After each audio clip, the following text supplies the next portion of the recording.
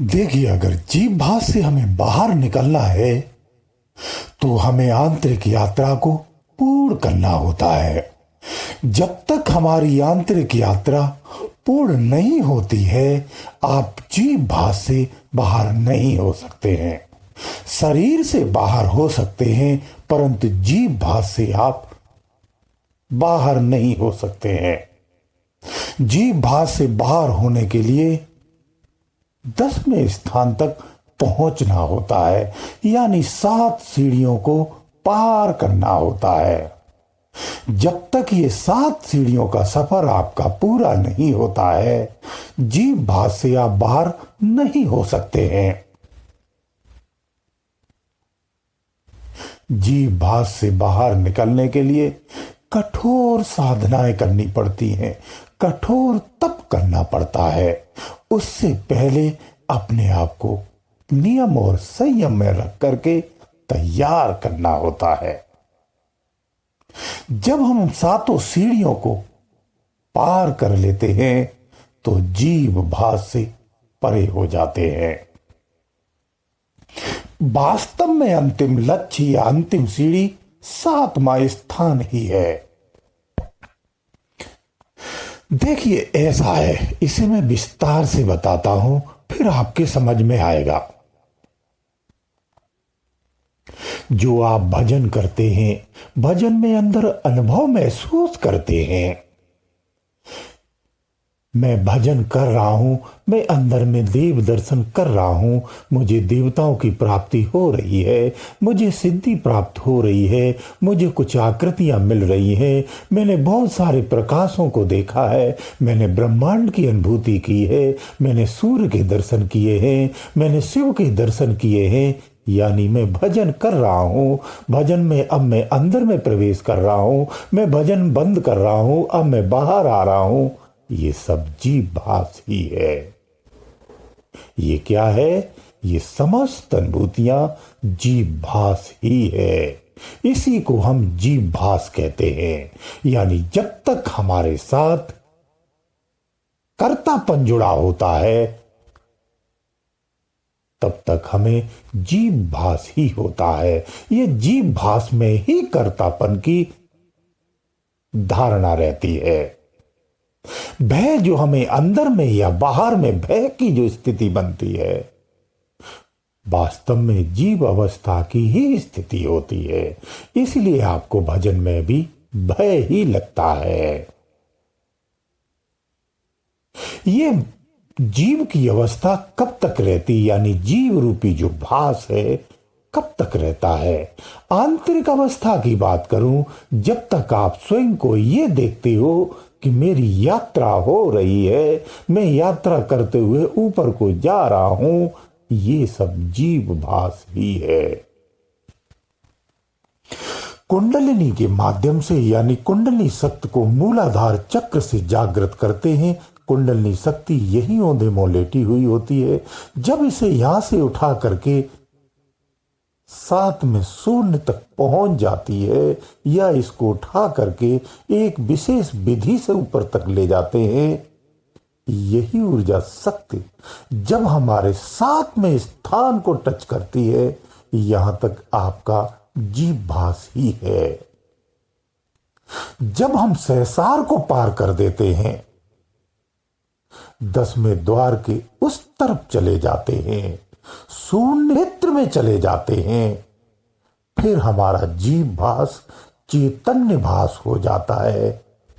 यानी हम आत्म स्वरूप जैसा महसूस कर लेते हैं, परंतु शुद्ध आत्म रूप नहीं हो पाते हैं। ये शून्य स्थिति में जाकर के संभव होता है, उससे पूर्व नहीं हो पाता है। ये सुनिश्चित कर लेना। इसलिए जो कुंडलिनी साधनाएं जो साधक करते हैं और अपनी चेतना को मूलाधार से उठा करके, वो चाहे आज्ञा चक्र अनाहत चक्र पर सिद्धियों को प्राप्त कर चुके हों, कई सारी रूहें और अनुभूतियों की प्राप्ति अगर उन्होंने कर ली है, तो मैं आज उनका भ्रम दूर कर देता हूं। आप अभी जीव भास में ही हैं। जो आप अपने संकल्पों से कार्य करते हैं, आप जीव भास में ही हैं। जीव भास जिस दिन मिट जाता है वही आपकी लय अवस्था होती है, मुक्त की अवस्था होती है और अंतिम अवस्था होती है। चैतन्यता पाना एक स्थिति हो सकती है, परम गति नहीं है। इसलिए हम चैतन्य अवस्था में तो आ जाते हैं, ज्ञानमय भी हो जाते हैं, पूर्ण विज्ञानी नहीं होते हैं। जब तक आप पूर्ण विज्ञानी नहीं बनेंगे तब तक आपको अपने वास्तविक लक्ष्य की प्राप्ति नहीं हो सकती है, संभव ही नहीं है, कदापि नहीं है। यह निश्चित कर लेना। यह बिल्कुल यथार्थ सत्य है, यह वास्तविकता की बात कह रहा हूं। आप स्वयं को कुछ भी समझते हैं वो आप स्वतंत्र हैं। आप स्वयं को जो भी मानते हैं वो आप स्वतंत्र हैं। आप क्या कहे हैं, आप स्वतंत्र हैं। वास्तविक स्थिति में नहीं है आप, ये निश्चित कर लेना।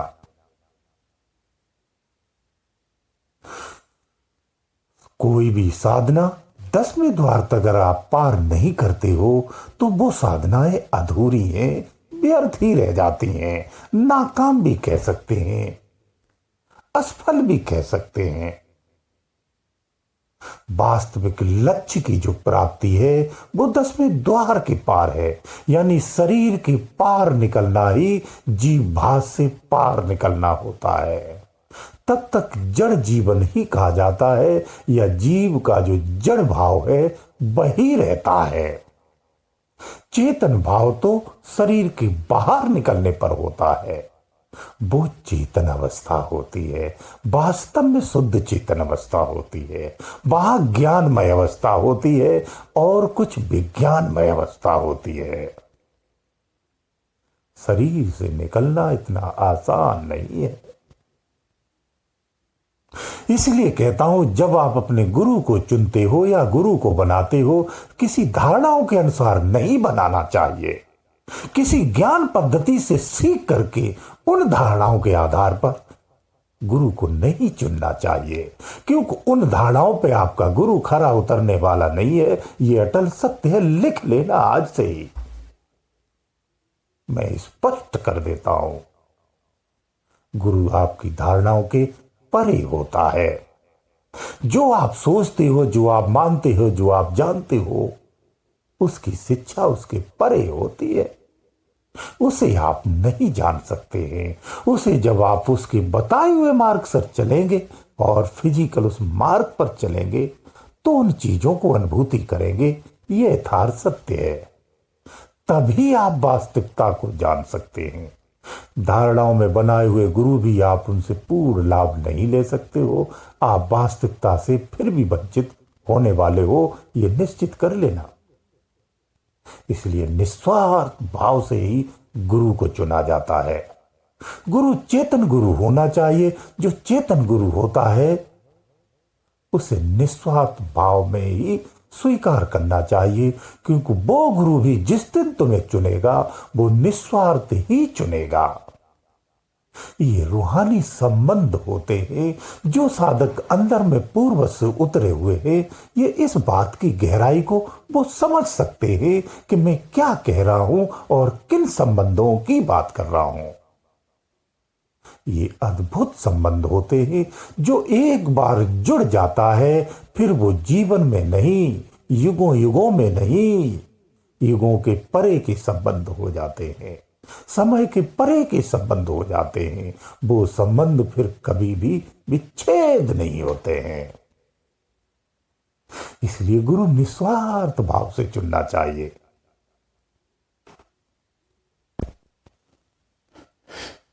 तो जीवन भर जो हम तप करते हैं, तपस्या करते हैं, जो तरह तरह की साधनाएं करते हैं, जो आध्यात्मिक हम आंतरिक प्रयास करते हैं, ये सब जीव भास से बाहर निकलने के लिए ही तो करते हैं। परंतु हमारा जीव भास नहीं मिटता है। जब तक आपका जीव भास नहीं मिटेगा आपकी सदगति नहीं हो सकती है, परम गति को प्राप्त नहीं हो सकते हैं, आध्यात्मिक सफलता को प्राप्त नहीं कर सकते हैं। तो ये समस्त साधनाएं क्या हैं? जीव भास से निकलने के लिए ही तो है।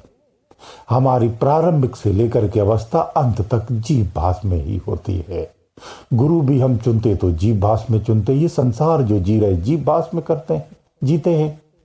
और समस्त साधनाएं भी हम जीव भास में ही करते हैं। और समस्त साधनाओं की उपलब्धियां भी हम जीव भास में ही प्राप्त करते हैं।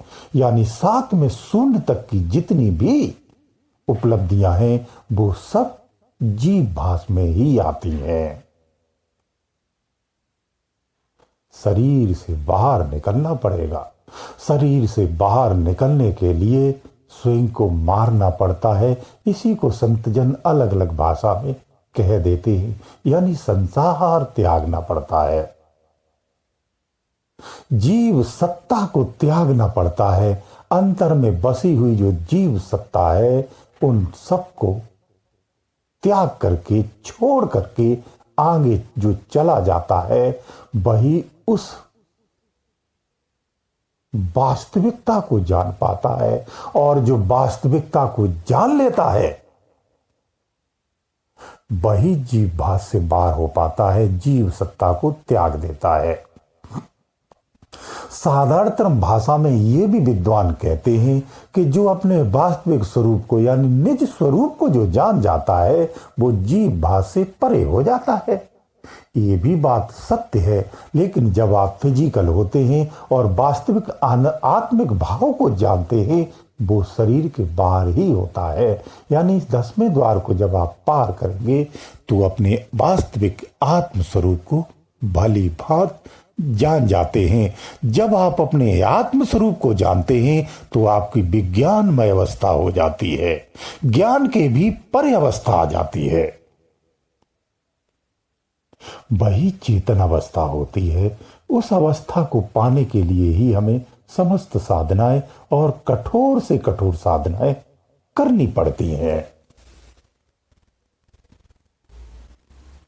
तो आप ध्यान रखें, जीव भास से बाहर होना है, निज स्वरूप की प्राप्ति करना है, वास्तविक ज्ञानमय जो निज स्वरूप है यानी आत्मामय होना है, जीव से आत्मामय भास में आना है, तो आपको 10वां द्वार पार करना पड़ेगा। जब 10वें द्वार को पार कर जाते हो तो सारी लीलाएं, सारे भ्रम, सारे ज्ञान, सब धारणाएं, जात पात, धर्म, विषय, ज्ञान, वेद, पुराण सब धरे रह जाते हैं। इनका सारा महत्व खत्म हो जाता है। ये यहीं तक के लिए हैं। उसके आगे का जो अभ्यास है वो स्वयं के अनुभव से अवतरित होता है, उसी से ही प्रशस्त होता है। गुरुदेव दयालु।